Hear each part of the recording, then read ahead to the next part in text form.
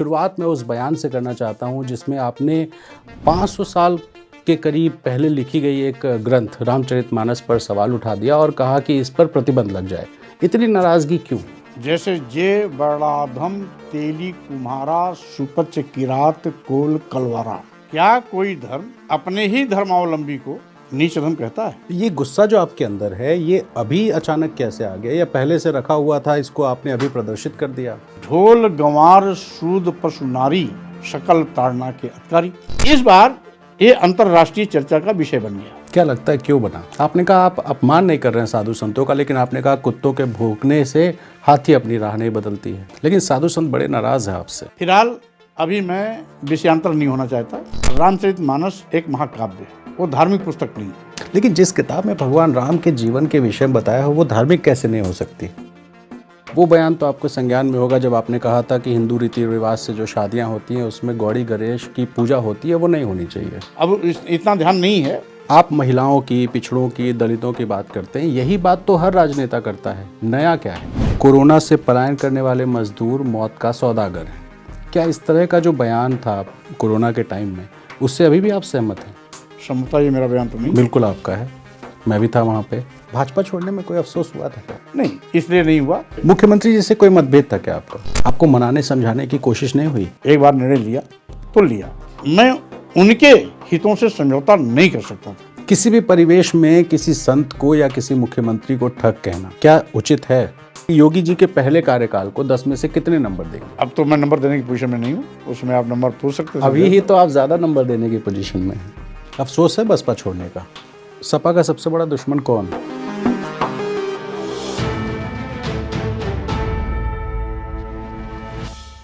उत्तर प्रदेश की राजनीति मंडल और कमंडल के इर्द गिर्द घूमती है और हाल फिलहाल में एक ऐसा बयान आया जो मंडल के भी नज़दीक है और कमंडल के भी। और इस बयान को देने वाले नेता को आज हमने ललन टॉप के उस मंच पर बुलाया है जिसको जमघट कहते हैं, और इस मंच पर हम सत्ता के दावेदारों से सवाल पूछते हैं। तो आज मेरे साथ उत्तर प्रदेश की राजनीति में 4 दशक से ज़्यादा का अनुभव रखने वाले समाजवादी पार्टी के राष्ट्रीय महासचिव, विधान परिषद सदस्य और पूर्व कैबिनेट मंत्री स्वामी प्रसाद मौर्य को बुलाया है। स्वामी प्रसाद जी, बहुत स्वागत है आपका ललन टॉप के जमघट के मंच पर। बहुत धन्यवाद। बहुत सारे सवाल मेरे जहन में हैं, बहुत सारी बातें हैं, लेकिन शुरुआत मैं उस बयान से करना चाहता हूं जिसमें आपने 500 साल के करीब पहले लिखी गई एक ग्रंथ रामचरितमानस पर सवाल उठा दिया और कहा कि इस पर प्रतिबंध लग जाए। इतनी नाराजगी क्यों? पहली बात तो प्रश्न बहुत स्पष्ट होना चाहिए। सवाल रामचरितमानस पर नहीं, रामचरितमानस की कुछ चौपाइयों पर, जिसमें जाति को इंगित करते हुए नीच और अधम कहा गया। जैसे जे बड़ाधम तेली कुम्हारा सुपच किरात कोल कलवारा, यानी अधम जातियां। कौन कौन? ये जो 7 नाम गिना दिए गए, और ये सभी जाति के लोग हिंदू धर्म के ही हैं। क्या कोई धर्म अपने ही धर्मावलंबी को नीच धर्म कहता है? एक चीज। इसी तरह एक प्रसंग और है कि ढोल गंवार सूद पशु नारी शकल ताड़ना के अधिकारी, यानी समग्र नारी समाज के साथ साथ चातुर्वर्ण के चौथे सोपान का वर्ण शूद्र, जिसमें आज के प्रवेश में आदिवासी, दलित और पिछड़े वर्ग के लोग आते हैं, ये सभी ताड़ना के अधिकारी रामचरितमानस के जितने भी पहले के संस्करण हैं, सब में इसका अर्थ मारना, पीटना, प्रताड़ित करना है। तो क्या मैं ये जानना चाहता हूं, इस देश की महिलाएं, आदिवासी, दलित और पिछड़े प्रताड़ित करने के लिए ही हिंदू धर्म में बने रहेंगे? और आज ये सभी वर्ग समूह, ये भी सब हिंदू ही हैं,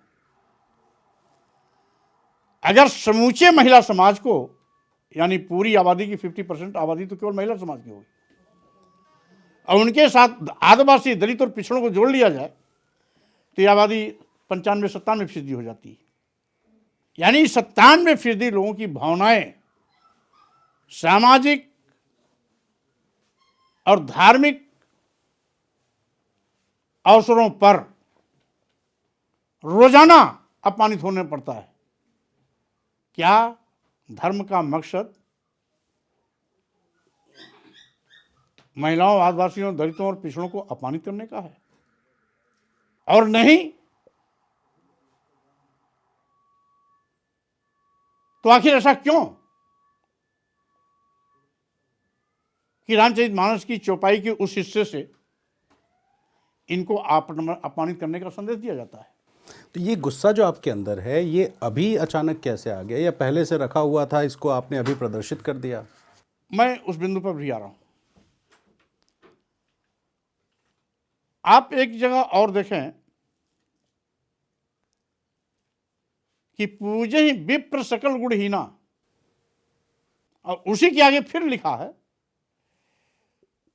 पूजे ही न शूद्र गुण ज्ञान न प्रवीणा। क्या आपको आश्चर्य नहीं लगता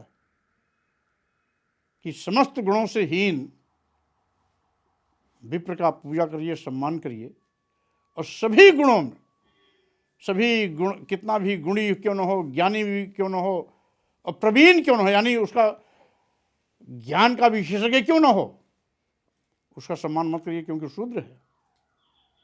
क्या एक ही धर्म अपने ही धर्मावलंबियों के लिए दो अलग अलग बात करता है क्या?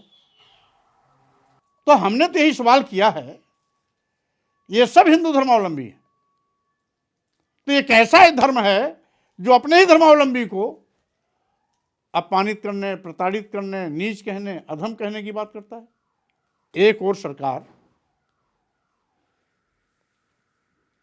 महिला सशक्तिकरण का अभियान चला रही है, और दूसरी ओर तुलसी बाबा की इस चौपाई के अंश से उनका अपमान हो रहा है।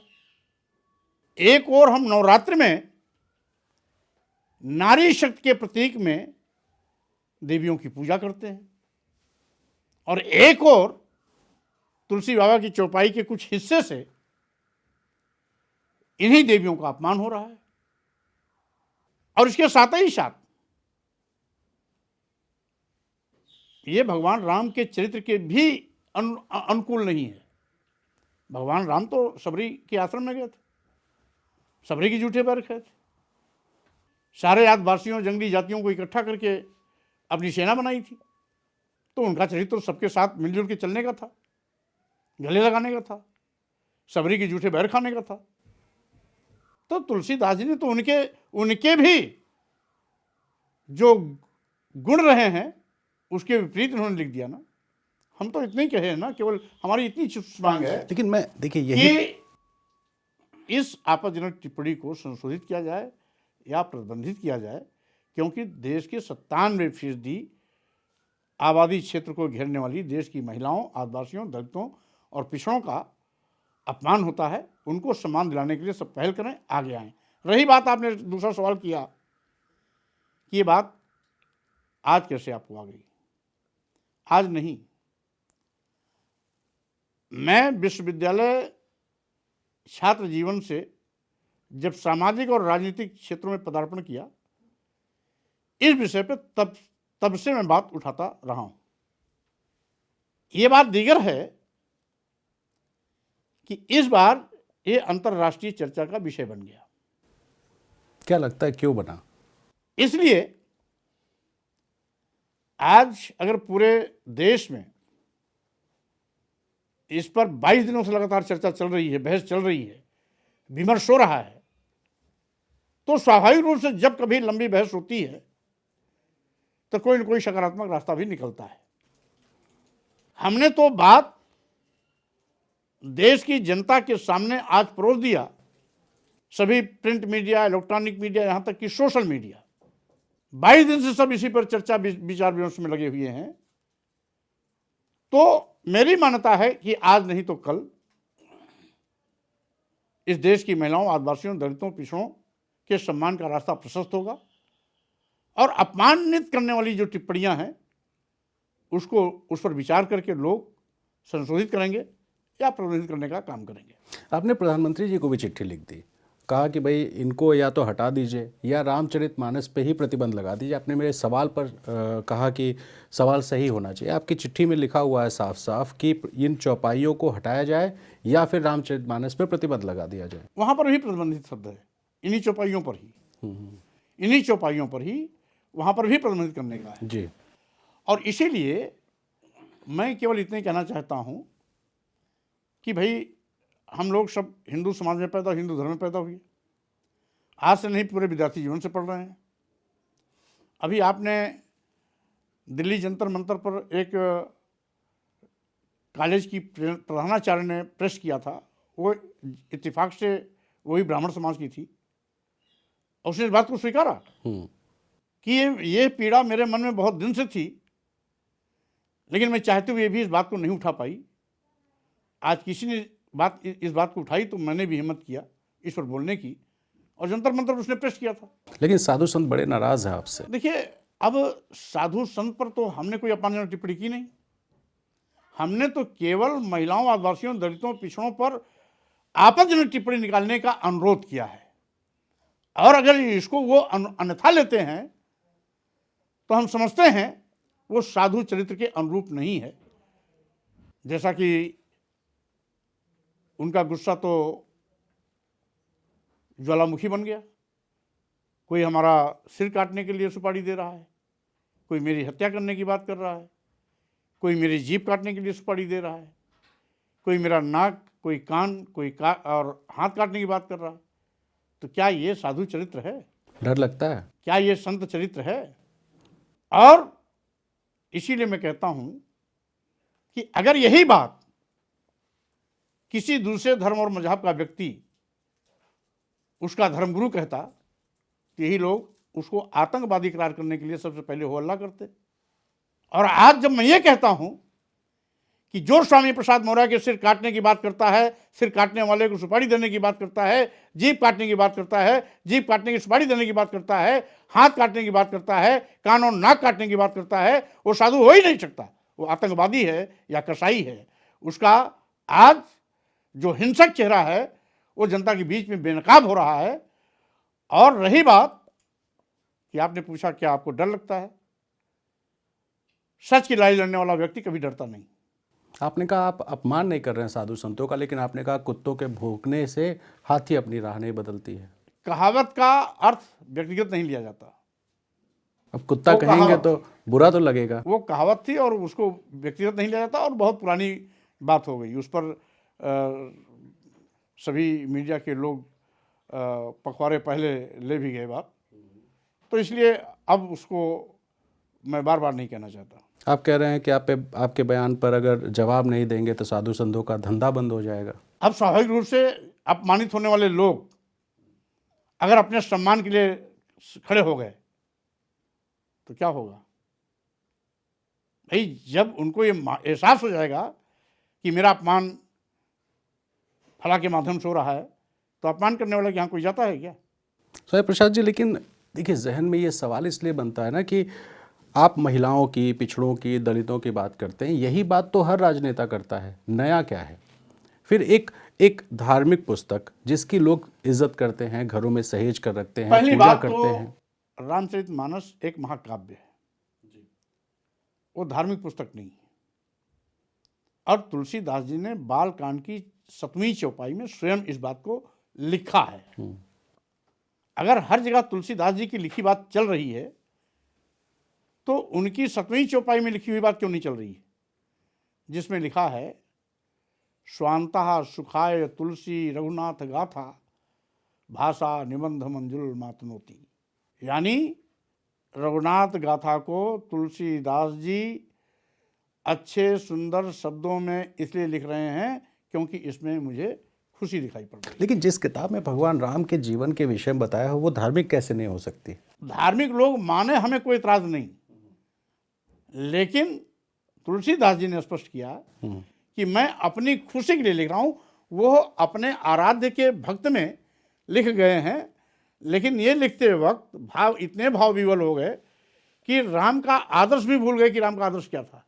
राम तो सबरी के जूठे बैर भी खाए, सबरी के यहाँ गए भी, आदिवासियों और जंगली जातियों को गले भी लगाए, उनकी सेना भी बनाए, उनके बलबूते लड़ाइयाँ भी जीती।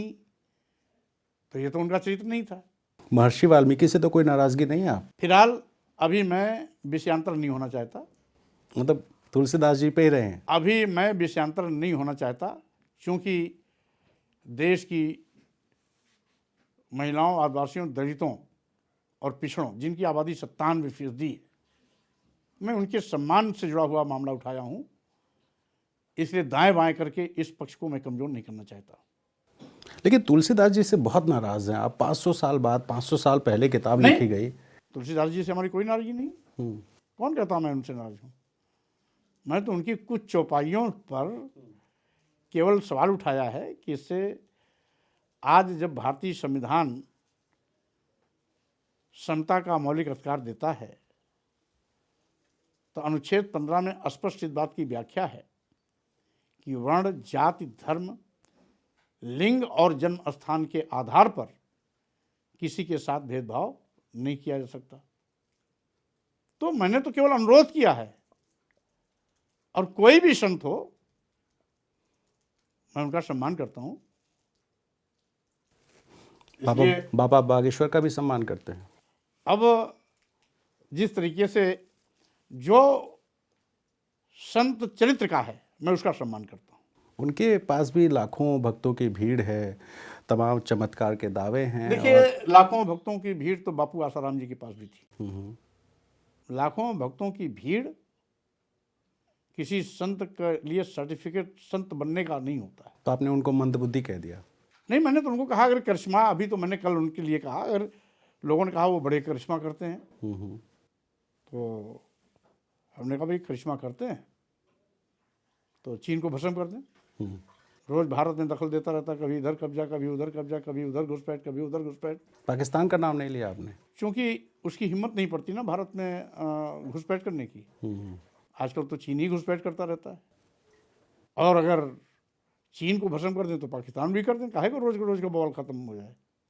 तो मतलब आप बागेश्वर बाबा से कहेंगे कि दोनों देशों को भस्म कर दे अपने चमत्कार से? नहीं, अगर वो करिश्माई हैं तो भाई, कहते हैं ना चमत्कार करते हैं, तो चमत्कार कुछ ऐसा करिए कि पूरे दुनिया के लोग देखें।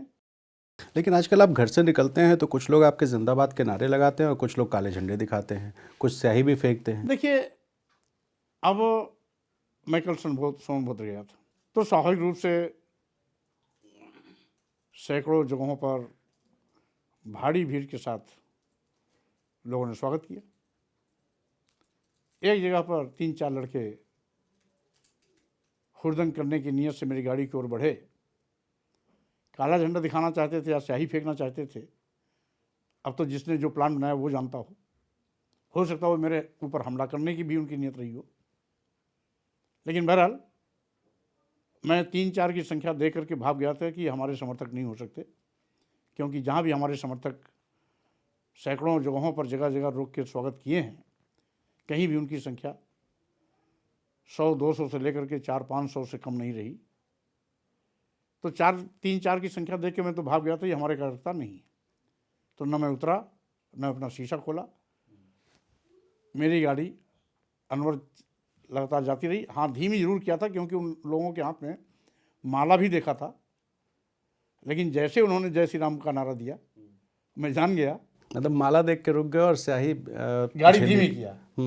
गाड़ी धीमी किया, जबकि ये हम अपने हिसाब से कह रहे थे कि ये अपने वर्कर नहीं हो सकते, क्योंकि 3-4 की भीड़ तो कहीं हमें मिली नहीं, तो लगता है ये कोई और हैं। तब तक जय श्री राम का नारा आ गया। तो आपको देख के कोई जय श्री राम का नारा क्यों नहीं लगा सकता? नहीं, नारा लगाना बुरा नहीं है, नारा लगा करके हमला करना, गाड़ी की ओर दौड़ना। नहीं, आपने कहा तब तक जय श्री राम का नारा आ गया, तो आपने ये मान लिया नहीं तो कि गाड़ी तो मैं धीमा किया ही था, बता रहा हूँ। अच्छा, लेकिन जब जय श्री राम का नारा लगा करके और फेंकने की मुद्रा में आ गए तो हमने कहा चलो भाई आगे बढ़ो। अच्छा, जिस दिन आपने ये बयान दिया था उस दिन ऐसा माना जा रहा था कि अगले दिन आप कहेंगे कि मीडिया ने मेरे बयान को तोड़ मरोड़ के पेश किया, या ये मेरा व्यक्तिगत बयान है, या उसको आप थोड़ा बदल देंगे, या पार्टी आपके खिलाफ हो जाएगी। लेकिन आपने बयान देने के 20 दिन बाद भी एक के बाद एक के बाद एक रोज़ नए नए बयान, क्या पार्टी की स्ट्रेटजी है क्या ये? देखिए, आपके इस जमघट कार्यक्रम के माध्यम से मैं पूरे प्रदेश और देश को बताना चाहता हूं कि मेरी मंशा बहुत साफ कि गाली देना धर्म नहीं हो सकता, किसी को अपमानित करना धर्म का हिस्सा नहीं हो सकता। इसलिए अगर इस चौपाई के हिस्से को मैं संशोधित या प्रबंधित करने की मांग कर रहा हूं तो लोग उसको धर्म के चश्मे से न देखें। रामचरितमानस में जो अच्छी चीजें हैं उसका हम भी स्वागत करते हैं, लेकिन जो आपत्तिजनक टिप्पणियां हैं उस पर मेरा ऐतराज है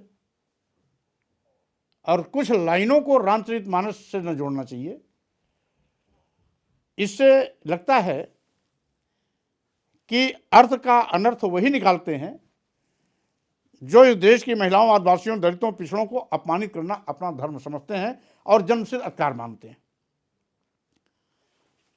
अगर छोटी सी बात नहीं समझ में आ रही है तो मैं केवल इतना ही कहना चाहता हूं, भारतीय जनता पार्टी भी चुनाव के समय आदिवासियों, दलितों, पिछड़ों को हिंदू कहती है, हिंदू कह के वोट लेती है। तो अगर आप हिंदू मानते हो तो सम्मान दिलाने के लिए क्यों नहीं पहल करते हो? क्यों नहीं इनको अपमान से बचाने की कोशिश करते हैं? आपको तो आगे आना चाहिए, साथ खड़ा होकर के बात करनी चाहिए। देश की महिलाओं से जुड़ा हुआ मामला है, देश के आदिवासियों, दलितों, पिछड़ों से जुड़ा हुआ मामला है। वोट लेने के लिए हिंदू हो सकते हैं, सम्मान के लिए हिंदू क्यों नहीं? तो लोग सीधे इस पर उत्तर न दे करके उनको अपमानित होने के लिए आज भी लोग नित्य प्रति अपमानित करने की ही बात कर रहे हैं। लेकिन सीधा उत्तर आप भी नहीं दे रहे। मैंने पूछा कि क्या ये समाजवादी पार्टी की लाइन है या स्वामी प्रसाद मौर्य की लाइन नहीं, है? देखिए, शायद हमारी आपकी वार्ता बीच पे नहीं हो पाई थी। हमने बहुत पहले स्पष्ट कर दिया जी। कि आपने कहा कि मैंने सोचा था आप कहेंगे कि प्रेस ने मेरे बयान को तोड़ मरोड़ के प्रस्तुत किया। तो मैं बहुत स्पष्ट कर देना चाहता हूं, अगर तोड़ मरोड़ के प्रस्तुत किया हो गया तो मैं वो बोलता, लेकिन सभी मीडिया ने अब तक वही दिखाया जो मैं बोला। सच की लड़ाई लड़ रहा हूं, इसलिए सच के साथ खड़ा भी हूं। रही बात, हमने बहुत पहले बयान दिया था सार्वजनिक रूप से, यहां तक कि पहले दिन स्पष्ट किया था, यह बयान निहायत स्वामी प्रसाद मौर्य का है। लेकिन आप पार्टी के राष्ट्रीय महासचिव हैं। पार्टी के राष्ट्रीय महासचिव बयान देने के 8 दिन बाद बने हैं। उसके पहले एमएलसी बन चुके थे, उसके MLC पहले बन चुनाव चुके थे। लड़ चुके थे। एमएलसी बन चुके थे, लेकिन व्यक्तिगत राय देना हमारा संवैधानिक अधिकार है, उससे हमें कोई रोक नहीं सकता है। व्यक्तिगत विचार देना, व्यक्तिगत बात करना, किसी विषय पर अपना पक्ष रखना पार्टी स्तर से भी रखा जा सकता है, और अगर व्यक्तिगत कभी कोई राय देने की बात आती है तो व्यक्तिगत भी दिया जा सकता है। रही बात, होता यह है कि कभी कभी प्रसंगवश उत्तर आते हैं, प्रसंगवश बातें होती हैं, तो यह भी प्रसंगवश ही बात आई और चर्चा का विषय बन गई। यद्यपि सार्वजनिक प्लेटफॉर्म पर एक बार नहीं, मैं इस पर सैकड़ों बार बात कर चुका हूं। यह बात दीगर है कि अंतर्राष्ट्रीय प्लेटफॉर्म पर मीडिया ने इसको पहली बार विचार विमर्श का विषय बनाया। आपने कहा कि ये आपका व्यक्तिगत मामला है। 4 दशक से ज़्यादा की आपकी राजनीति, समाजवादी पार्टी में एक मजबूत पद, राष्ट्रीय महासचिव, एमएलसी हैं, चुनाव लड़ चुके हैं विधानसभा का, तो क्यों नहीं कहते हैं अखिलेश यादव जी कि भाई आप भी इसमें आइए, क्योंकि 97% लोगों का अपमान हो रहा है। अखिलेश यादव जी को आप क्यों नहीं मना पा रहे? भाई अब तो राष्ट्रीय अध्यक्ष अखिलेश यादव जी खुद ही बोल रहे हैं, तो अब मनाने की क्या जरूरत है? बिना बात किए, बिना मनाए वो खुद बोलना शुरू कर दिए, तो मनाने की नौबत कहाँ आएगी? शिवपाल जी कह रहे हैं कि वो इससे सहमत नहीं है। शिवपाल जी जो बोल रहे हैं वो भी अपना कहते हैं, हम व्यक्तिगत बोल रहे हैं, व्यक्तिगत राय बोल रहे हैं। बिल्कुल, तो व्यक्तिगत राय तो कोई भी रख सकता है। अब आपने व्यक्तिगत राय की बात कही, मैं आपके कुछ पुराने बयान आपको याद दिलाऊं, जिसमें आप कहते हैं कि कोरोना से पलायन करने वाले मजदूर मौत का सौदागर हैं। क्या इस तरह का जो बयान था कोरोना के टाइम में, उससे अभी भी आप सहमत हैं? क्या बयान दोबारा करिए? कोरोना में जो मजदूर पलायन कर रहे थे पैदल, वो सब मौत के सौदागर हैं। समझता ये मेरा बयान तो नहीं। बिल्कुल आपका है, मैं भी था वहाँ पे। दूसरा आपको एक और बयान याद दिलाता हूँ, 3 तलाक को लेकर आपने कहा कि ये हवस मिटाने के लिए और बीवियाँ बदलने के लिए ये 3 तलाक जो है। बहरहाल यह है वर्तमान समय में, हमने कहा ना कि प्रसंग बस बात चलती है। यहाँ जिस प्रसंग के लिए हम बैठे हैं उसी प्रसंग में बात करेंगे। ये प्रसंग देखिए, ये जो आपने कहा प्रसंगवश, क्या ये समय काल परिस्थितियों के हिसाब से तय करते हैं? अब वो उसमें कोई प्रसंग रहा होगा, किस परिवेश में बोला गया होता, अब इतना ध्यान नहीं है। इसीलिए मैं कह रहा हूँ कि हर समय के परिदृश्य, परिवेश और विषय की तत्कालिता को देख करके बोला जाता है। इस समय चूंकि वो किस परिवेश में बोला गया था वो संज्ञान में नहीं है, इसलिए उस विषय को यहाँ उठाना मैं न समीचीन मानता हूँ न व्यवहारिक मानता हूँ। वो बयान तो आपको संज्ञान में होगा जब आपने कहा था कि हिंदू रीति रिवाज से जो शादियां होती हैं उसमें गौड़ी गणेश की जो पूजा होती है वो नहीं होनी चाहिए।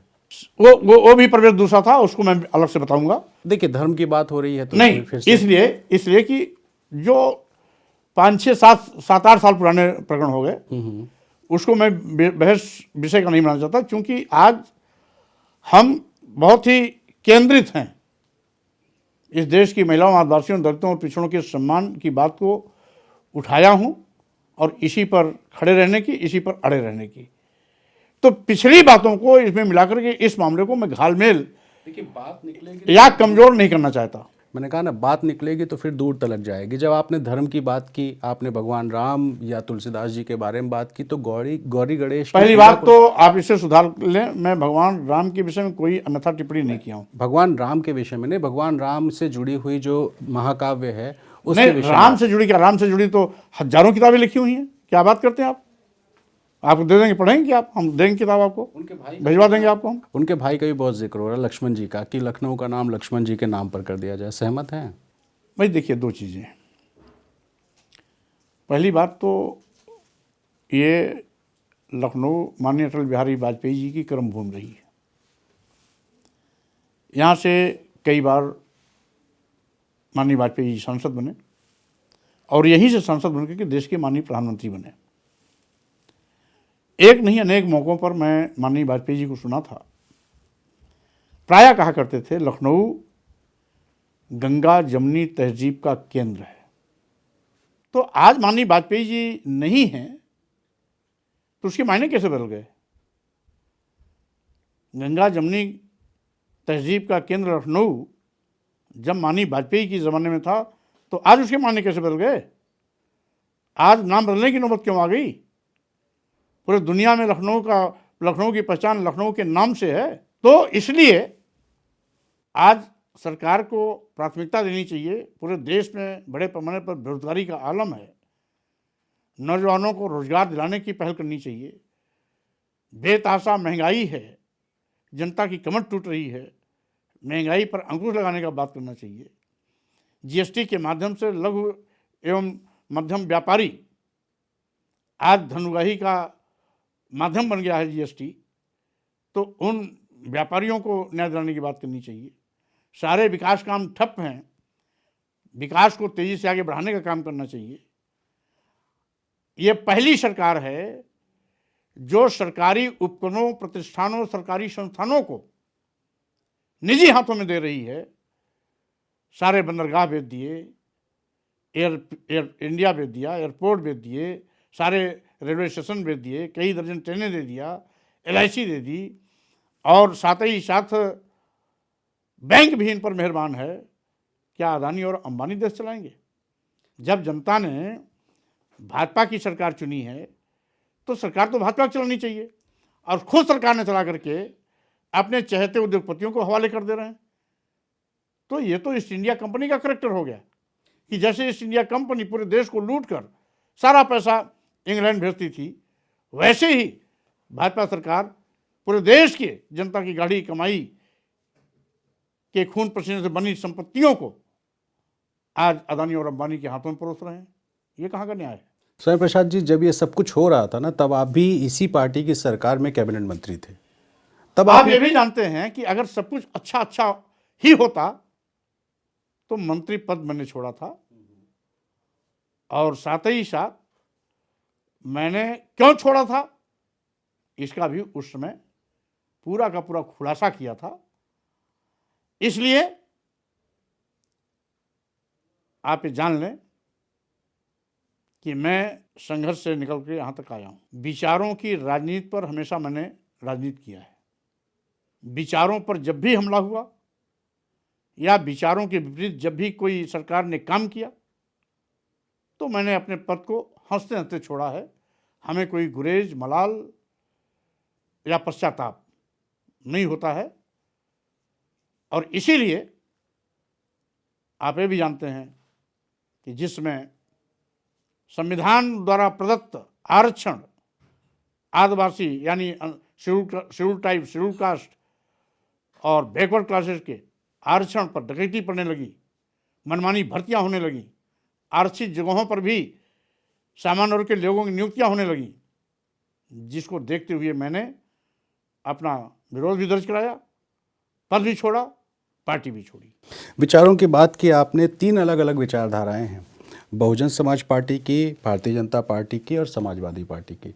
तीनों दलों में आप रह चुके हो। उसके पहले अगर आपकी शुरुआत देखें तो लोकदल में भी आप रह चुके हैं। तो ऐसे कौन से विचार होते हैं जो समय के हिसाब से बदल जाते हैं? आप ये जानते हैं कि जो पहले लोकदल था वही बाद में जनता पार्टी जनता दल बना। वही लोकदल उत्तर प्रदेश में समाजवादी पार्टी के रूप में आया।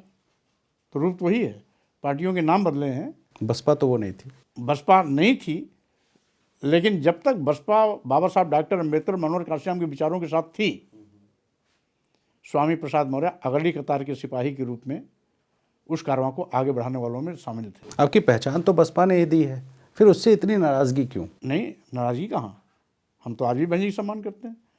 जब विचारों के साथ थी तो हम साथ थे, विचारों से समझौता उन्होंने कर लिया, हमने उनको नमस्ते कर लिया। किस तरह का समझौता हुआ था, जरा समझाएंगे?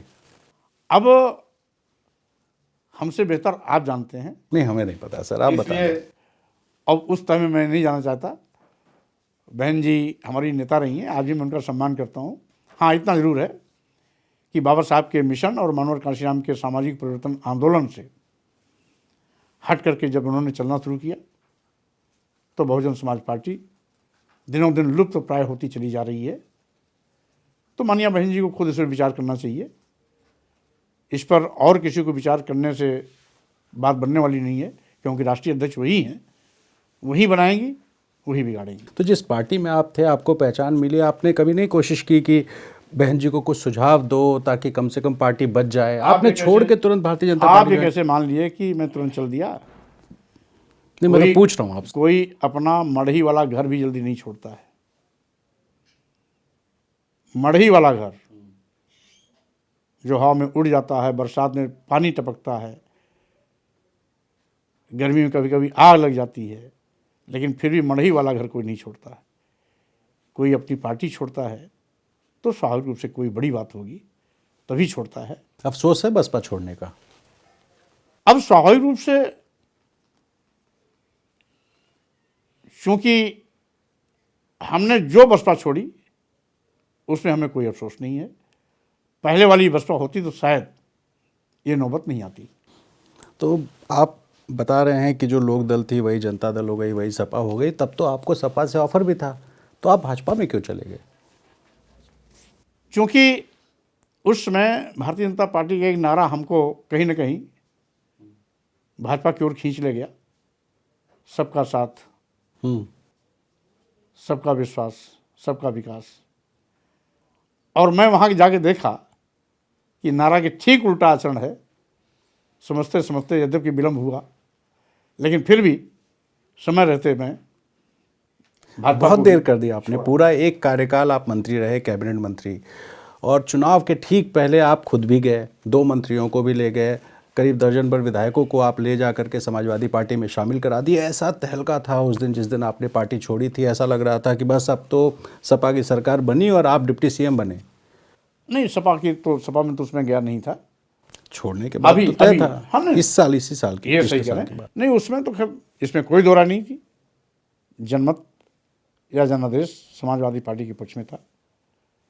रणनीतिक कुछ कमियां रह गई जिसके नाते हम लक्ष्य पाने से पिछड़ गए, अन्यथा लक्ष्य पाने की ओर जाने का वातावरण तो तैयार था। अब उस पर इंटरनल मामले हैं, पार्टी के विषय में बात करने की है, तो उस पर बातचीत हुई भी, आगे भी कभी होगी। लेकिन जनादेश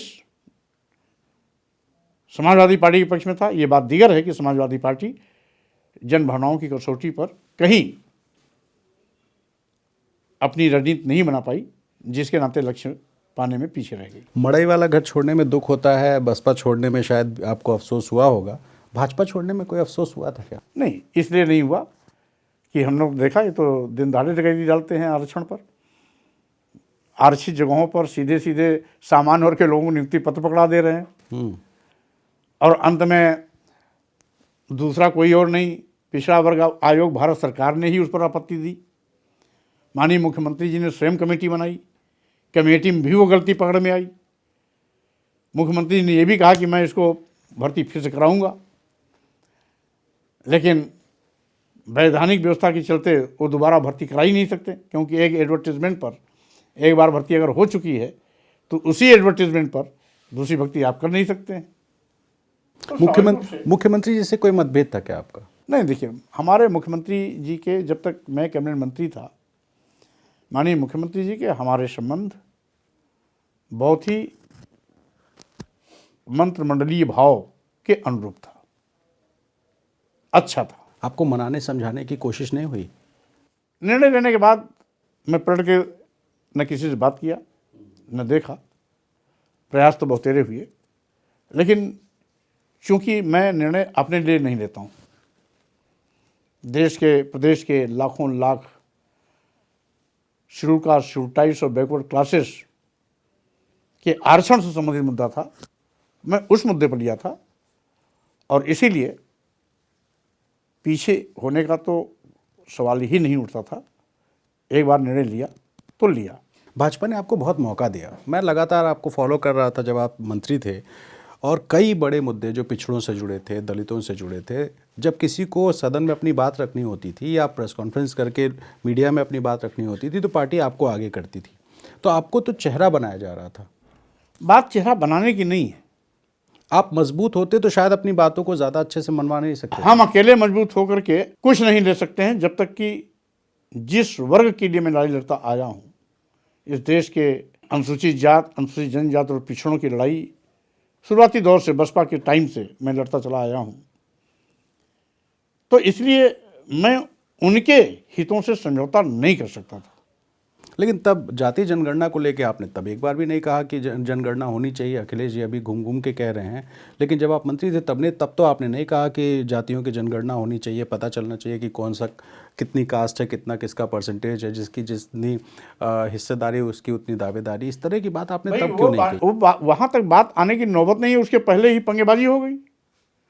उसके पहले ही 5 साल थे। नहीं, उसके पहले ही देखिए, होता ये है कि शुरुआती दौर में तो मैं नया नया गया था, लोगों के साथ उठने बैठने, वहाँ के विपरीत कल्चर में मैं गया था। बसपा का नेता भाजपा में जाकर के अपने को इतनी आसानी से, अब स्वामी प्रसाद जी ऐसा मत कहिए, आप 90 के दशक में विधायक बने, कैबिनेट मंत्री रहे, नेता प्रतिपक्ष रहे और तब भाजपा में गए थे। ऐसा कोई व्यक्ति नहीं था जो आपको ना जानता हो और आप जिसको ना जानते। मैं भाजपा में पहली बार गया। ये बात दीगर है कि पहले बसपा भाजपा गठबंधन था, लेकिन वो ऊपर केवल नेताओं तक वार्ता होती थी, उसमें हम लोग शामिल नहीं होते थे। नेता तो आप भी थे। हम लोग तो बहन जी को नेता मानते थे। आप नेता प्रतिपक्ष रहे। हाँ, नेता प्रतिपक्ष रहे, लेकिन फिर भी टोटल ऑल नेता तो हम लोग बहन जी को मानते थे।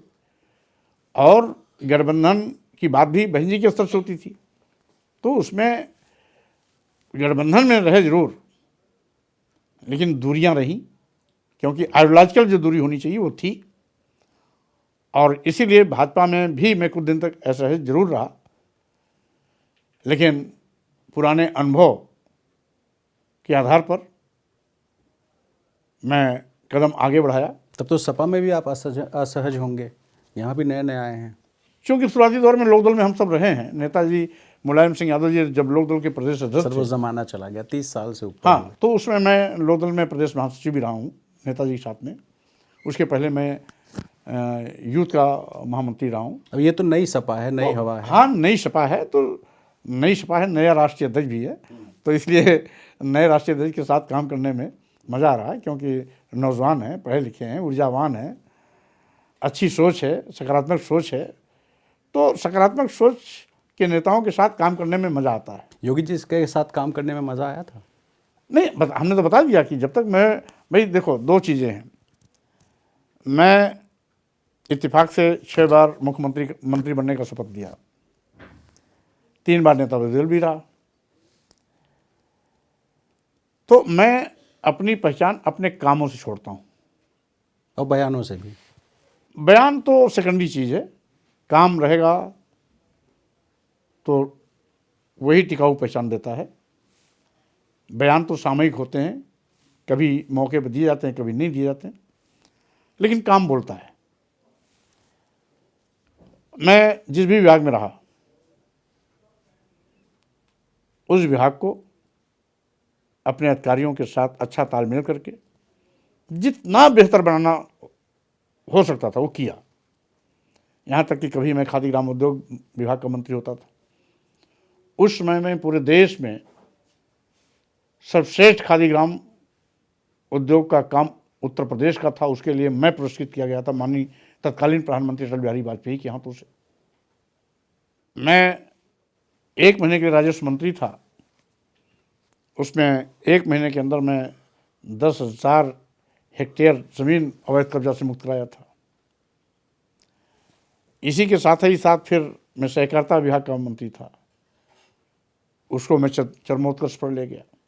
पंचायती राज का था, यानी अब श्रम सेवाजन भी विभाग था, तो उसको भी मैं उस ऊंचाई पर ले जाके छोड़ा हूं जहां शायद कोई और नहीं पहुंच पाएगा। तो इसलिए मैं काम पर विश्वास करता हूं, और माननीय मुख्यमंत्री जी मेरे काम में कभी दखल नहीं देते थे,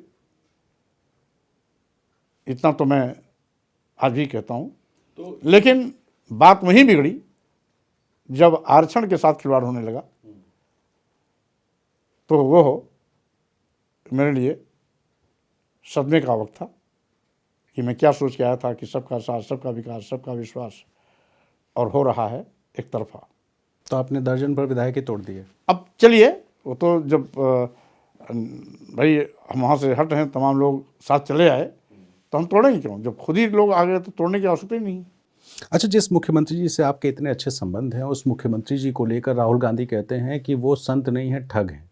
सहमत हैं इस तरह के बयान? भाई देखिए, राहुल गांधी जी को बयान है ना, हम उसमें अपना सहमत कैसे दे सकते हैं? मैं समझना चाह रहा हूँ, इसलिए कि उन्होंने कहा आप संतों से बहुत नाराज हैं, मुख्यमंत्री जी भी संत हैं। नहीं। और राहुल गांधी कह रहे हैं कि वो संत नहीं है, ठग हैं। आप क्या संतों से अब नाराजगी किस है? वो तो कहे हैं क्या नहीं कहे हैं, अब इसका जवाब तो राहुल गांधी बेटर देंगे।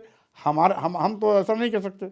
देखिए सर, आप समझते सब हैं और तुरंत आप कह देते हैं कि हम कैसे जाने, हम कैसे समझे। आप इतना लंबा अनुभव है आपको। भाई देखो, एक चीज, गोरखपुर पीठ पूर्वांचल की बहुत बड़ी पीठ है, और उस पीठ का पीठाधीश्वर होना ही एक बड़ी बात है। तो अब चूंकि राहुल जी किस परिवेश में कह गए, किसी भी परिवेश में किसी संत को या किसी मुख्यमंत्री को ठग कहना क्या उचित है? अब हम तो समझते हैं ऐसा नहीं कहना चाहिए। जब तक ठगी का कोई प्रमाण न हो, किसी को ठग नहीं कहना चाहिए। अब तो आप नेता दूसरी पार्टी में आ गए हैं, अब तो आप भी मुख्यमंत्री जी पर कुछ ना कुछ आरोप लगाएंगे ही कि आप कहेंगे कि मुख्यमंत्री जी का काम अच्छा है? भाई आरोप नहीं लगाना होता तो मैं छोड़ के आता क्यों? भाई आरक्षण पर डकैती बिना मुख्यमंत्री के इशारे के होगी क्या? आरक्षण के अलावा और कोई नाराजगी है क्या योगी आदित्यनाथ? नहीं, कोई बाकी उनका काम बेहतर है। भाई बेहतर है या नहीं बेहतर है, मैं उस पर कोई सर्टिफिकेट नहीं देने वाला हूँ। सर 5 साल आप उनके सरकार में मंत्री रहे हैं, पहला 5 साल कैसा रहा? केवल जो विभाग हमारे पास मिला था उसको मैंने आसमान पर पहुंचाया, बस इतना मैं जानता हूं। मैं और विभागों की समीक्षा नहीं कर सकता। मैं जिस विभाग की जिम्मेदारी हमको दी गई थी। देखिए, आप एक सरकार में 5 साल मंत्री हैं, एक पार्टी के नेता हैं, और आप ये कहिए कि मुझे सिर्फ अपने विभाग से मतलब था, बाकी नहीं। स्वाभाविक रूप से मंत्रिमंडल इसीलिए होता है कि जिस विभाग की जिम्मेदारी मुख्यमंत्री के माध्यम से दी जाए, अपने अपने विभाग को जनहित में ज़्यादा से ज़्यादा काम करके आगे बढ़ाए। लेकिन सरकार के सारे बड़े फैसले कैबिनेट के अप्रूवल से होते हैं और उस कैबिनेट का हिस्सा आप भी थे, तो आप ये कह के पल्ला नहीं झाड़ सकते। तो उसी कैबिनेट के फैसले में तो ये निर्णय हुआ जिसमें मुझे चोट पहुंची कि आदिवासी, शेड्यूल ट्राइब्स, शेड्यूल कास्ट और बैकवर्ड क्लासेस के आरक्षण पर डकैती डालने का प्रस्ताव ही कैबिनेट में आया था, जिससे मैं खिन्न हुआ और अंत में मुझे पार्टी छोड़ने का निर्णय लेना पड़ा। तो मैं यही पूछ रहा हूँ कि पिछड़ी जातियों या दलितों को लेकर के कुछ बातों को लेकर आपकी नाराजगी है, बाकी योगी आदित्यनाथ जी का काम बेहतर है? भाई हमारे संबंध उनके अच्छे थे। अब चूंकि मैं भाजपा में नहीं हूं, इसलिए भाजपा के मुख्यमंत्री को क्लीन चिट देना, अच्छा कहना, बुरा कहना, ये केंद्र की सरकार का काम है। हम कैसे उसमें कह सकते हैं? सर, आप नेता, विपक्ष के एक बड़े नेता हैं और विपक्ष का काम ही यही होता है कि वो सरकार के ऐसे कोई काम हो जिस पर उनको आपत्ति हो या लगे कि जनता के हित में नहीं है तो वो सवाल उठाएं। तो आप सर्टिफिकेट क्यों नहीं देंगे? इससे बड़ा हित क्या होगा? भाई पूरे उत्तर प्रदेश के अनुसूचित जात, अनुसूचित जनजात और पिछड़ों के आरक्षण डकैती मान ले गए, बाकी क्या रह गया? लेकिन मैं अच्छा आपसे ऐसे पूछूं अगर कि योगी जी के पहले कार्यकाल को 10 में से कितने नंबर देंगे?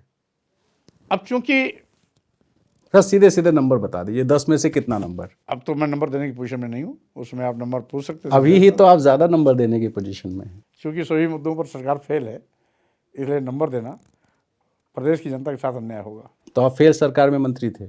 मैं अपने विभाग में सफल मंत्री रहा हूँ। सिर्फ आप ही सफल थे? हो सकता है और कोई विभाग अच्छा काम किया हो, लेकिन मैं उसमें, चूंकि मैं समीक्षा की जिम्मेदारी मुझको नहीं दी गई थी, इसलिए मैं समीक्षा रिपोर्ट नहीं दे सकता। मैं आज जिस स्वामी प्रसाद मौर्य को देख रहा हूँ, बहुत डिप्लोमेटिक हो गए हैं सर, कि मैं बेहतर था और पूरी सरकार जो है वो ठीक नहीं थी। नहीं, मैं ये कह रहा हूँ कि मैं सरकार के मंत्रिमंडल के अन्य मंत्रियों के विभाग की समीक्षा की जिम्मेदारी मुझ पर नहीं थी। मैं तो केवल जिस विभाग का था मैं उसी का उत्तर दे सकता हूँ। अपनी पार्टी की अब कोई बात अगर हो उस पर तो आप बात करेंगे ना?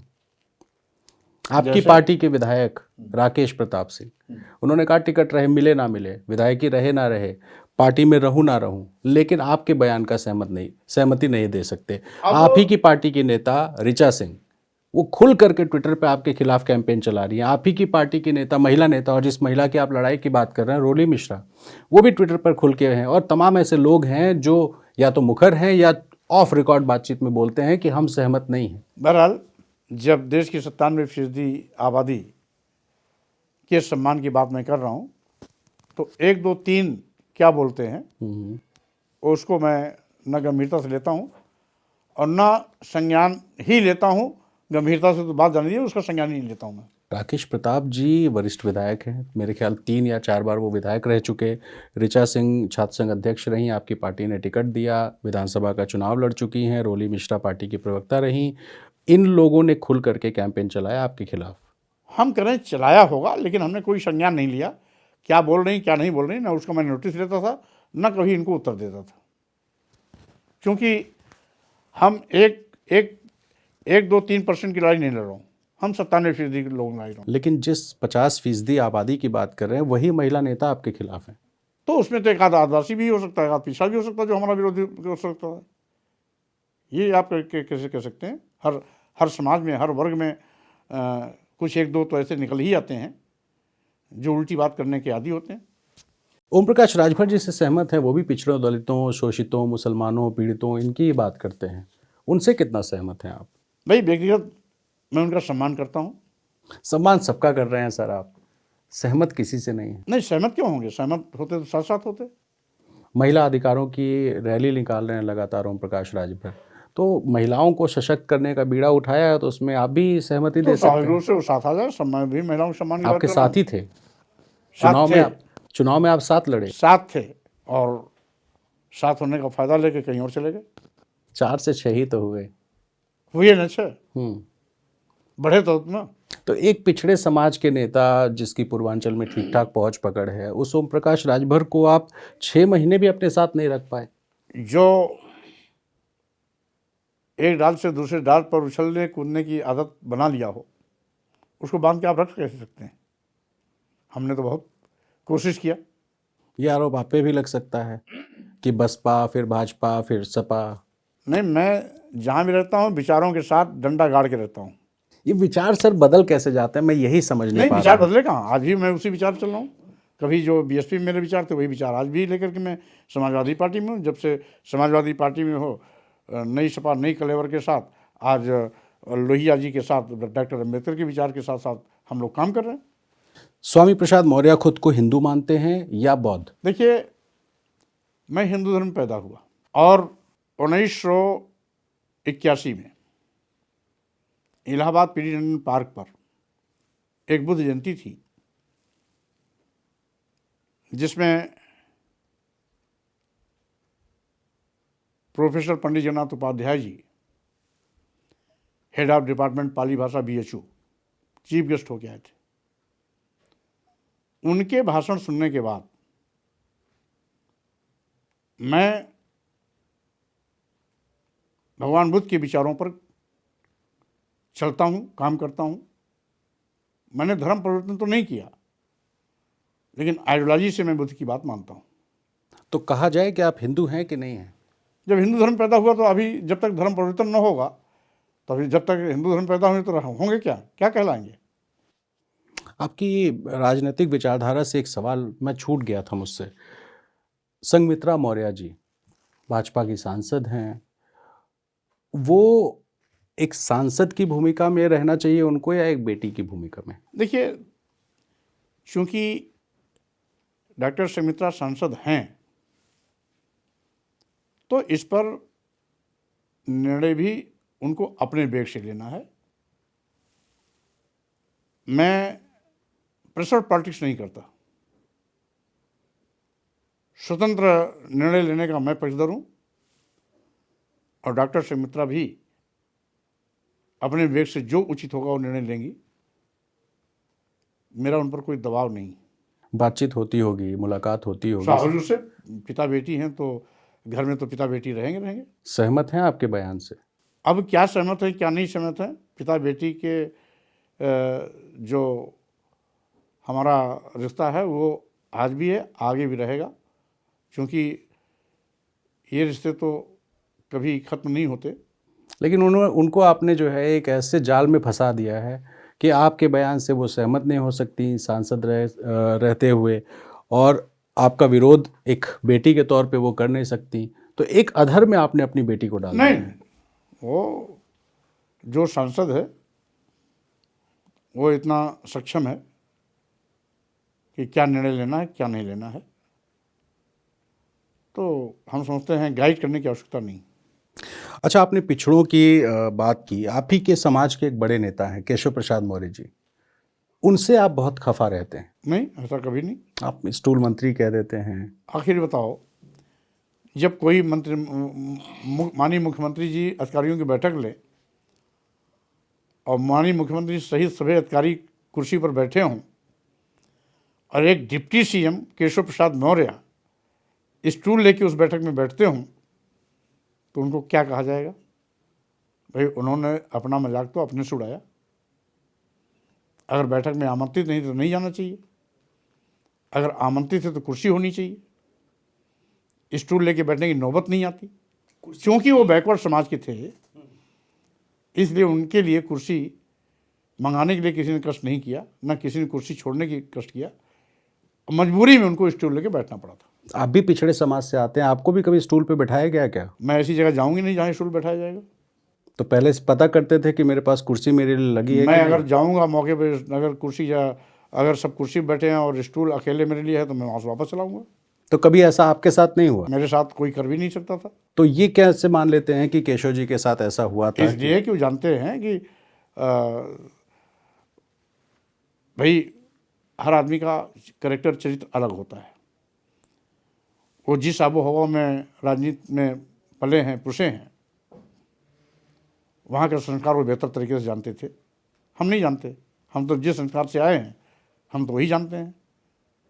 हम सम्मान स्वाभिमान से समझौता करके कोई न कभी पद ले सकते हैं, और पद है भी तो छोड़ने में हमको रंजमात देर भी नहीं लग सकती। कल परसों एक दो समाजवादी पार्टी के नेताओं से मेरी बात हो रही थी ऑफ रिकॉर्ड, तो उन्होंने कहा स्वामी प्रसाद जी खुल करके कभी मुख्यमंत्री की खिलाफत नहीं करेंगे क्योंकि वो बुलडोजर से डरते हैं। देखिए, एक चीज़ सुन लीजिए। पहली बात तो स्वामी प्रसाद मौर्य अगर बुलडोजर से डरते होते तो गांव के एक छोटी सी झोपड़ी से निकल करके खेत खलिहान के रास्ते चलकर इस मुकाम तक नहीं आए होते। इसलिए बुलडोजर से स्वामी प्रसाद मौर्य को डर नहीं लगती है। और बुलडोजर गिराएंगे, क्या गिराएंगे? ये 1200 वर्ग फीट का घर एलडीए का है, और इसीलिए हमारे रहने के लिए पूरे देश और प्रदेश में एक नहीं अनेकों घर है। जिसके यहाँ भी हम चले जाते हैं उसका घर मेरा घर हो जाता है। लोगों के दिलों में मैंने अपना घर बनाया है, और इसीलिए हमें इस घर से बुलडोजर के गिर जाने से कोई न भय है न डर है। रही बात, अगर तथ्यात्मक कोई बात करनी होती है तो मैं हाउस में डट करके पक्ष भी रखता हूं और सरकार की खिंचाई भी करता हूं। सदन शुरू होने वाला है, सदन में इस मुद्दे को उठाएंगे क्या, रामचरितमानस वाले को? अब इसको देखा जाएगा, उसमें पार्टी स्तर पर क्या इस पर रणनीति तय होती है, उसके मुताबिक निर्णय होगा। ये आपका व्यक्तिगत बयान था, अब आपने इसको पार्टी, अब चूंकि राष्ट्रीय महासचिव भी हो गया हूँ, पहले तो आपको तो इस बयान को देने से आपको फायदा मिल गया। बयान आपने दिया और आपको जो है प्रमोट कर दिया गया। अखिलेश जी की सहमति तो थी यानी कि। अब बात देखिए, दो चीज़ें। ये बयान तो मैंने आपको कह दिया, ये बयान इत्तेफाकिया था कि प्रसंग बस आया, बात छिड़ी, उत्तर दिया और विमर्श का विषय बन गया। इत्तेफाकन बयान नहीं था सर। कई लोगों से मेरी बात हुई। देखिए, आप भी नेता हैं तो हम भी पत्रकार हैं, और हम भी जानते हैं कि राजनीति में यूं ही कुछ नहीं होता। अब देखिए, आप मुस्कुरा भी रहे हैं। मैंने सपा के 2-3 वरिष्ठ नेताओं से पूछा कि आखिर ये अचानक निकला हुआ बयान तो नहीं हो सकता, तो उन्होंने कहा कि वो हिंदू हिंदू खेलेंगे तो हम जाति जाति क्यों ना खेलें। तो ऐसे इत्तेफाकन बयान तो आपका नहीं है कि आप बयान दें और बयान के बाद बयान, फिर बयान के बाद बयान, और फिर आपको प्रमोशन भी मिल जाए। दो चीज़ें, बयान तो प्रसंग बसी था। ये बात दीगर है कि आज ये देशव्यापी विषय बन गया, देश में चर्चा चल रही है। 1 दिन 2 दिन 3 दिन नहीं, आज चर्चा का 22वां दिन है। और इसलिए चूंकि देश की महिलाओं, आदिवासियों, दलितों, पिछड़ों से जुड़ा मामला है, तो इसको हम हवा में यूं नहीं नकार सकते, इसको गंभीरता से लेना ही पड़ेगा। आज नहीं तो कल इनके सम्मान की वापसी सुनिश्चित करनी होगी। आपने कहा ना कि इत्तेफाकन, मैंने आपके बयान के बाद जब कुछ लोगों से बात की तो उन्होंने कहा कि बिहार के एक नेता ने इसी तरह का बयान दिया। चूँकि वो यादव थे तो यहाँ भी अगर यादव को खड़ा कर देते तो मैसेज खराब जाता कि सिर्फ यादव जातियों के जो नेता हैं उनको ही रामचरितमानस से आपत्ति है। इसलिए हमको एक ऐसा फेस चाहिए जो नॉन यादव हो, जो चर्चित चेहरा हो, और जिसके बयान का जो असर है वो दूर तक जाए। इसलिए आपको चुना गया और उसके बाद आपने बयान दिया। पार्टी लाइन पर बयान दिया। ये बात समाजवादी पार्टी के कुछ सीनियर लोगों ने मुझसे कही कि ये गलत है कि सही है। अब आपसे कही होगी, लेकिन आज तक तो हमसे न किसी ने कहा, न इस पर कोई चर्चा की। तो आपको प्रमोशन कैसे मिल गया? अब तो संगठन का नवीनीकरण होना था, नवीनीकरण हुआ, उसमें मैं भी संगठन में एक महत्वपूर्ण जिम्मेदारी मिली। तो इसके लिए तो मैं राष्ट्रीय अध्यक्ष को धन्यवाद देता हूँ। रही बात, पुनः मैं यही कह रहा हूँ कि ये बहस की शुरुआत प्रसंगवश हुई। अखिलेश जी ने उसके बाद आपसे पूछा कि भाई स्वामी प्रसाद जी इस तरह का बयान क्यों दे रहे हैं? क्योंकि तब तक ये पूरे देश का विषय बन गया था चर्चा का, इसलिए राष्ट्रीय अध्यक्ष जी ने इस विषय पे बात तो नहीं किया, लेकिन जाति आधारित जनगणना की बात उन्होंने किया कि इस मुद्दे पर पार्टी को काम करना है और इसकी जिम्मेदारी मैं आपको देता हूं, आप इसको आगे बढ़ाएं। देखिए, खबरें ऐसी चली कि राष्ट्रीय अध्यक्ष स्वामी प्रसाद जी से नाराज़ हैं, कार्रवाई हो सकती है, और अचानक जो है अखिलेश जी से जब सवाल पूछा गया तो उन्होंने भी बहुत खुलकर ना समर्थन ही किया ना विरोध ही किया, और अचानक सपा की लिस्ट आती है जिसमें आपका नाम ऊपर लिखा हुआ है। तो उम्मीद थी आपको कि राष्ट्रीय महासचिव भी बन जाएंगे एमएलसी के अलावा? कभी कभी दर्द अपने आप छलक जाता है। हम्म। मेरे बयान देने के 7 दिन बाद राष्ट्रीय अध्यक्ष जी के साथ मेरी पहली बैठक हुई, जिसमें जाति आधारित जनगणना की विषय में चर्चा हुई। उस चर्चा के बाद राष्ट्रीय अध्यक्ष जी एक धार्मिक अनुष्ठान में जाना था, वहां चले गए। अब ये इत्तिफाक है, कभी कभी इत्तिफाकिया जो होता है, वहां भाजपा युवा मोर्चा के कुछ लोगों ने काला झंडा दिखाया और एक यज्ञ में उनको बैठना था, यज्ञ में बैठे थे, वही काला झंडा दिखाने वाले लड़के वहां पहुंच गए, वापस जाओ नारे लगाने लगे। तो राष्ट्रीय अध्यक्ष जी स्वाभाविक रूप से यज्ञ में बैठे हैं तो गुस्सा आएगा। तब उन्होंने कहा, अब मेरी समझ में आया कि मुझको यज्ञ में क्यों नहीं बैठने दे रहे हैं, क्योंकि मैं शूद्र हूं। अब मुझे यह भी समझ में आया कि मुख्यमंत्री आवास खाली करने के बाद उसको गौमूत्र से क्यों धुलवाया गया था, क्योंकि मैं शूद्र था। तो स्वाभाविक रूप से अखिलेश जी बहुत सौम्य प्रवृत्ति के नेता हैं, लेकिन प्रसंगवश उनके दिल का दर्द कहीं न कहीं बाहर आ गया जब भाजपा युवा मोर्चा के लोगों ने उनके साथ बदसलूकी की, काला झंडा दिखाया और यज्ञ में बैठने पर वापस जाओ के नारे लगाए। तब उनको पुराना दर्द भी याद आ गया और उस समय का भी कि यज्ञ में बाधा इसलिए डाला जा रहा है कि एक शूद्र यज्ञ न करे, इसलिए उसे बाधित किया जा रहा है। तो जब 5 कालीदास मार्ग जो मुख्यमंत्री का सरकारी आवास है उसको गंगा जल से धुलवाया गया, ऐसा जो कहा जाता है, तो जब ऐसा कुछ हो रहा था, भाजपा में आ चुके थे, मंत्री भी शायद बन गए थे या बनने वाले थे, दुख नहीं हुआ था आपको कि ऐसा कुछ? उस समय तो हमें मालूम ही नहीं हो पाया था। तमाम मीडिया चैनलों में खबरें चली। उसमें हमें नहीं मालूम हुआ, ये बात सच है। ये तो बहुत बाद में पता लगा, तब तो बहुत लेट हो चुका था। और चूंकि राष्ट्रीय अध्यक्ष जी ने उसमें तत्कालीन मुख्यमंत्री अखिलेश यादव ने कोई उस पर रिएक्शन नहीं दिया था, इसलिए जितना प्रचारित होना चाहिए था विषय, वो प्रचारित नहीं हो पाया था। तो टोटी वाला विषय जो है प्रचारित ज़्यादा हो गया, गंगा जल टोटी वाला विषय ज़्यादा प्रचारित किया था भाजपा वालों ने। अब वो तो मुझे उपहास लगता था कि जो एक मुख्यमंत्री रह चुका है वो छोटी सी टोटी क्यों चुराएगा। तब तो आप जैसे नेता तमाम लोग बयानबाजी करते थे इस पर।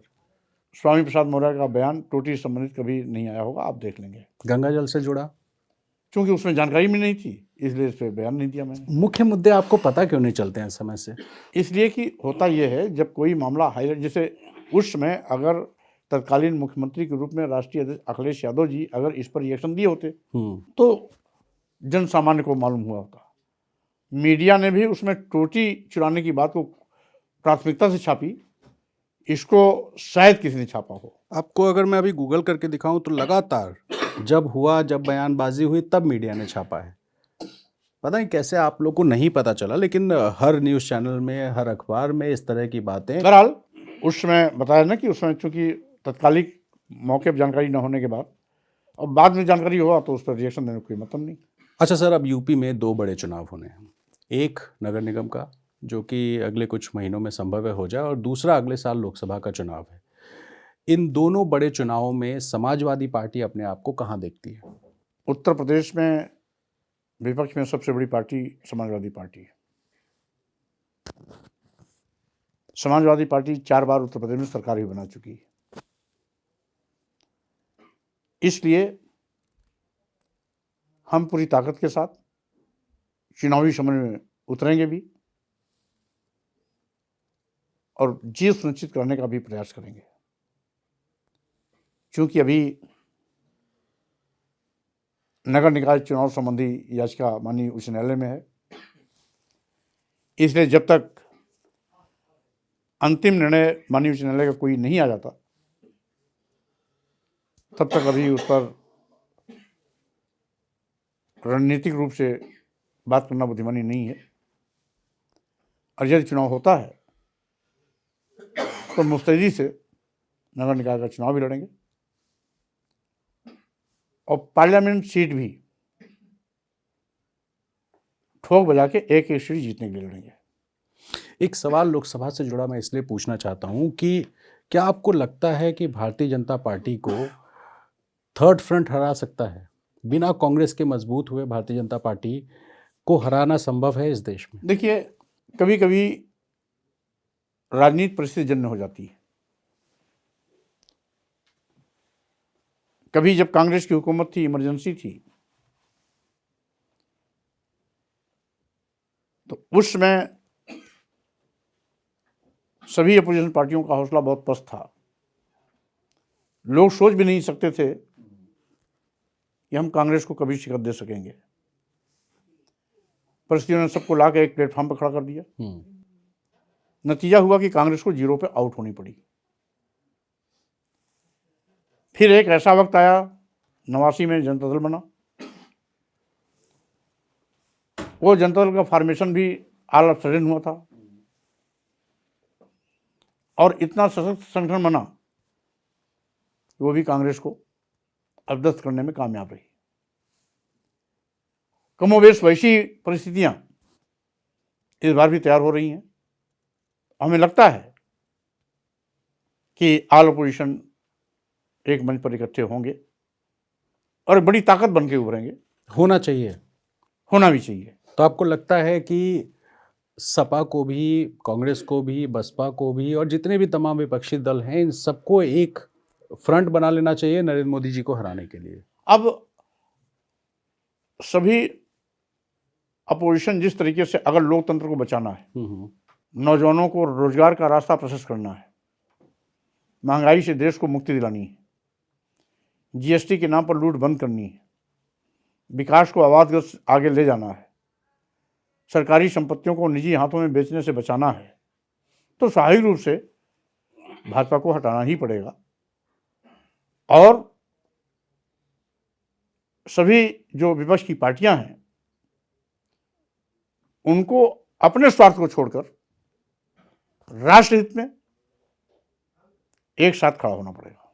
तो ये संदेश आप अपने राष्ट्रीय अध्यक्ष अखिलेश यादव जी को भी दे रहे हैं ना कि विपक्ष में हैं तो विपक्ष में रह करके एक ऐसा मोर्चा बनाइए कि राहुल गांधी भी साथ आ जाएं, बहन जी भी साथ आ जाएं और तमाम विपक्षी दल भी साथ आ जाएं। कौन आता है? देखिए, आएगा वही जो अपने मन से आएगा। जबरदस्ती हम उठा के लाएंगे नहीं, लेकिन कोशिश यही होगी, हम राष्ट्रीय अध्यक्ष से अनुरोध करेंगे कि सभी विरोधियों को एक करके किसी तरीके से देश को भाजपा से मुक्त कराएं। आपको 4 दशक से ज़्यादा का राजनीति का अनुभव है।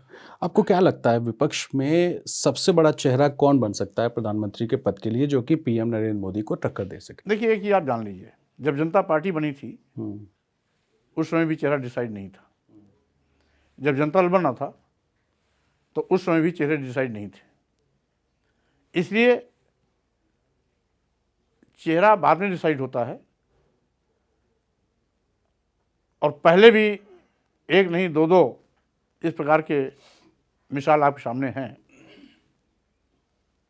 तो जब ऑल अपोजिशन यूनाइट होकर के सरकार बना लेंगे तो चेहरा तो आसानी से तय हो जाएगा। कौन हो सकता है? इस पर अभी कयासबाजी लगाना, नहीं, मैं ये बात इसलिए उचित कह नहीं रहा हूँ क्योंकि अगर भारतीय राजनीति को देखें, हालांकि आप मुझसे लगभग दूनी उम्र के हैं, आपने बहुत राजनीति भी देखी है, लेकिन देश की राजनीति ऐसी हो चुकी है जहां पर चेहरे के नाम पर चुनाव हो रहा है। तमाम ऐसे सांसद हैं जो पीएम मोदी के नाम पर चुनाव जीत गए, क्षेत्र में उनकी कोई अपील नहीं है, लेकिन फिर भी वो सांसद बन गए। तो चेहरा नरेंद्र मोदी हैं और उनके इर्द गिर्द चुनाव होता है, तो ऐसे में विपक्ष को भी एक ऐसा चेहरा लाना पड़ेगा ना। ये बहुत गलतफहमी है लोकतंत्र और राजनीति में कि इंदिरा गांधी भी किसी जमाने में बहुत बड़ी चेहरा थी। हम समझते हैं मोदी जी अभी उस ऊंचाई तक को नहीं पाए हैं, लेकिन इंदिरा गांधी जी को भी बुरी तरीके से हार का मुंह देखना पड़ा था। उन्होंने कभी सपने में नहीं सोचा रहा होगा कि हम भी हारेंगे, खुद भी हारी। यहाँ तक कि उत्तर प्रदेश जैसे बड़े प्रदेश में सुपड़ा साफ हो गया, भले ही बाद में फिर सत्ता में वापसी कर ली, लेकिन जनता ने उनको सत्ता से बाहर किया। तो आज भी कमोवेश परिस्थितियां वैसी ही हैं। तो इसलिए जब जनता सड़क पे आती है तो बड़े बड़े चेहरे भी धराशायी हो जाते हैं। यही राजनीति है। तो जिसको आप शूद्र कह रहे हैं, उस शूद्र समाज का कोई व्यक्ति अगर पीएम के पद पर आप लोग प्रमोट करें तो ज़्यादा बेहतर होगा। अभी ये विषय जो मैंने उठाया था, ये सामाजिक धार्मिक सरोकार से जुड़ा हुआ मुद्दा है। राजनीति में राजनीतिक मुद्दे ही काम करते हैं, और मैंने इंगित भी किया कि राजनीतिक मुद्दे क्या होंगे। रही बात चेहरा कौन होगा, वो सभी पार्टियां गठबंधन की मिलकर के आपस में बात करके तय करेंगी। वो कयासबाजी से नाम नहीं लिया जा सकता। स्वामी प्रसाद जी, शूद्र क्या है ये समझाएंगे आप? अब जिन लोगों ने बनाया है इसका व्याख्या उनसे लीजिए। जो वर्ण व्यवस्था कुछ लोगों ने बनाया, उसी वर्ण व्यवस्था में जातियां आई। आप भी जानते हैं कि वर्ण व्यवस्था में ब्राह्मण, क्षत्रिय, वैश्य, शूद्र। तो जो ब्राह्मण नहीं है, क्षत्रिय नहीं, वैश्य नहीं है, वो सभी शूद्र हैं। तो जो समाजवादी पार्टी के दफ्तर के सामने पोस्टर लगा रहे हैं लोग, मैं शूद्र हूँ, या अपने नाम के आगे शूद्र लगा रहे हैं, आप लोग भी उस तरह का कोई कैंपेन चलाने वाले हैं क्या? भाई देखो, स्वप्रेरित होकर के आत्मचिंतन कर यदि कोई बैनर होर्डिंग लगाता है तो हम उनकी भावनाओं को पढ़ें, अध्ययन करें, समझें। आज जिस तरीके से देश में आज़ादी मिलने और भारतीय संविधान लागू होने के बाद भी अप्रत्यक्ष रूप से वर्ण व्यवस्था के आधार पर काम होता है, ये देश के दुर्भाग्य है। लिटरल एंट्री के नाम पर 340 आईएएस बने, एक भी शेड्यूल कास्ट नहीं, एक भी शेड्यूल टाइप्स नहीं, एक भी बैकवर्ड नहीं। जब बने थे तो आप मंत्री थे, तब आपने आप सवाल बाद क्यों में उठाया? बने, उसके बाद में बने। क्या ये मजाक नहीं? तो हमारे ख्याल में अभी तब तो आप सबका साथ, सबका विकास, सबका विश्वास के नारे में बह गए थे, तब आपको ये सब चीजें क्यों नहीं दिखाई? इसलिए कि उसमें नहीं हुआ था, लिटरल एंट्री बाद में होगा। न्यास भी बाद में बना। राम मंदिर बन रहा है, जो न्यास बना है ये सरकारी न्यास है, प्राइवेट नहीं है। तो सुप्रीम कोर्ट के आदेश पर बना है, सुप्रीम कोर्ट के फैसले के आदेश के हिसाब से न्यास बनाने के लिए आदेश हुआ, उसमें नाम नहीं, माननीय सर्वोच्च न्यायालय ने नाम नहीं दिया है। नाम तो केंद्र सरकार को था। हाँ, वही मैं कह रहा हूँ। तो न्यास बना, ठीक है, उसमें एक भी बैकवर्ड नहीं है 15 लोगों में। तो क्या ये भेदभाव नहीं है क्या? क्या बैकवर्ड हिंदू नहीं है क्या? तो आप ये मांग करेंगे कि न्यास में बैकवर्ड कास्ट का भी कोई हो? नहीं, मांग क्या करेंगे?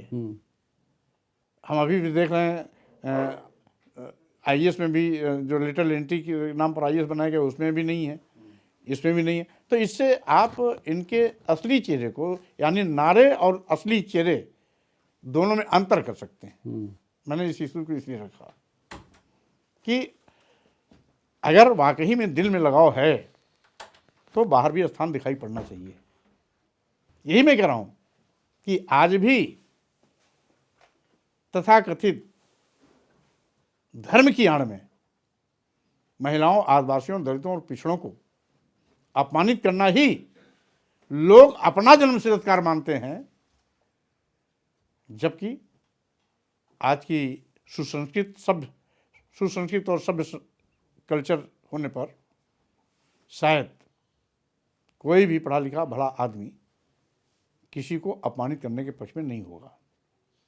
लेकिन फिर भी कुछ लोगों की ऐंठ है कि नहीं, यही मेरा धर्म। तो लोगों को नीच कहना, अधम कहना, अपमानित करना, प्रताड़ित करना, ये धर्म कैसे हो सकता है? विपक्ष ने पीएम को भी नीच कहा था। मैं पत्र में उनका इसका बात का हवाला दिया हूं और पत्र इसीलिए भेजा हूं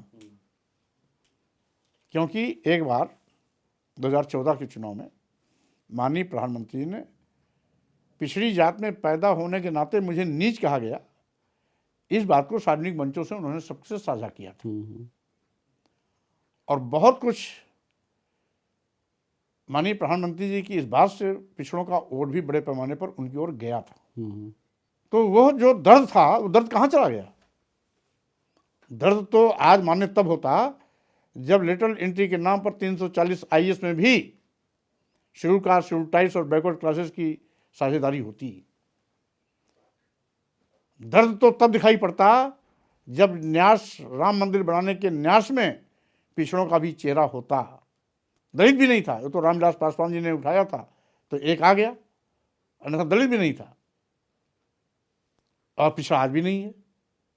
तो सही बात यह है कि कथनी और करनी में कितना अंतर है, इसकी तह में जाने की जरूरत है।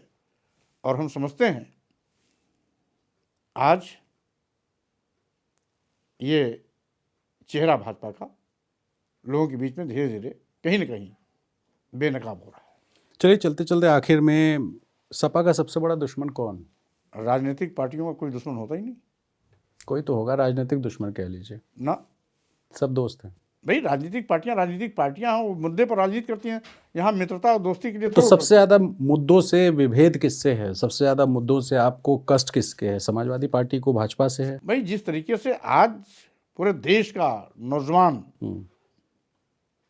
बेरोजगारी की त्रासदी झेल रहा है, महंगाई से किसानों की, गरीबों की, मजदूरों की कमर टूट गई है, जीएसटी को लघु एवं मध्यम व्यापारियों को लूट का माध्यम बना दिया गया है, सारे विकास काम ठप हो गए, सरकारी संपत्तियां बेची जा रही हैं।